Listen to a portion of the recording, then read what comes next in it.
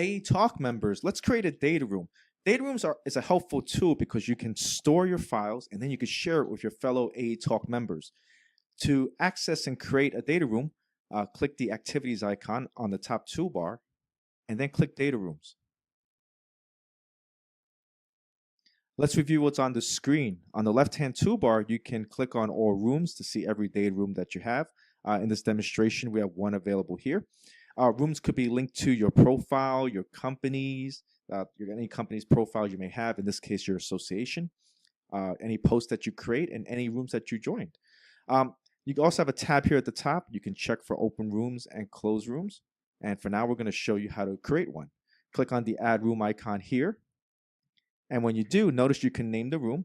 We'll call it My First Room. Remember, you can link it to your personal profile, your association, company name, or post. We'll choose personal for now. And we're going to create. Next, you add any member to this data room. So, for example, we'll add someone from our AETalk, from the one of the groups that we created in an earlier lesson from the address book. And we'll create a message. So that's my message here, and I'm going to create the room. Now, once you get the message that the room has been successfully created, you have a couple of choices. Let's go into the room we just created, my first room. Now, notice we have two choices. We can add a file or we can add a folder. So we can add a folder, and we'll call it subfolder, and we'll hit create. So once our subfolder gets created, and we could create multiple subfolders. Of course, you would probably have a category like title documents, request for proposal documents. Basically, it's great for file sharing, and documents includes PDF files, your NDAs, your non-disclosure agreements, your RFPs, your request for proposal documents. So we're going to open up the new subfolder here, and we're going to add a file. And we add a file from our hard drive. Please note we have a 50 megabyte max file limit. I'm going to choose the file here and add the file. I can add multiple files, but for now we're going to upload. Once you get this message that it's been uploaded successfully, your file is ready. We're going to close this window here.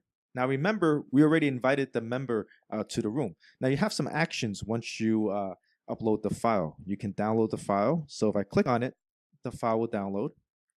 And you notice here in the lower left-hand corner, the file is downloading. But you also have some action buttons as well.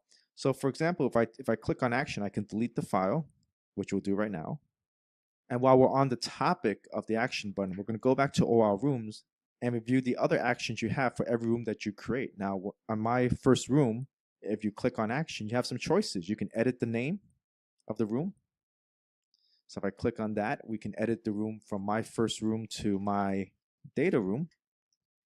I can also add more members. And I can add a message. We'll hit cancel for now. Other choices you have. You can close this room. If you close it, that means that the work has been done. You cannot add or remove any more people. You can also share it with somebody. If I hit share, I can put an expiration date. Let's say the room is open to the end of the month. I can also choose to share any subfolders I may have, and then I can create. It'll become a shared room. Other people can come in from a link. It'll create a share link. So I'll click create, and I could take this link and copy it, and I could share with people as well. If I click the add link button, it'll go back to the edit screen. I can choose a different date. Maybe I want to add the link to expire at the end of the year. I could do that as well, and then create the new link. Don't forget, I could also share my subfolders as well if I feel like it. But for now, we're just going to cancel and X out of the box. Other choices under option, we can also delete the data room.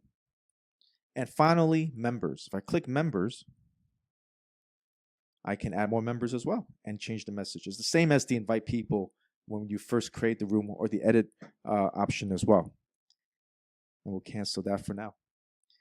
And that's our data room video. Thank you, AETalk members, for watching, and thank you for using the new AETalk powered by RealConnex. We'll see you again at the next video.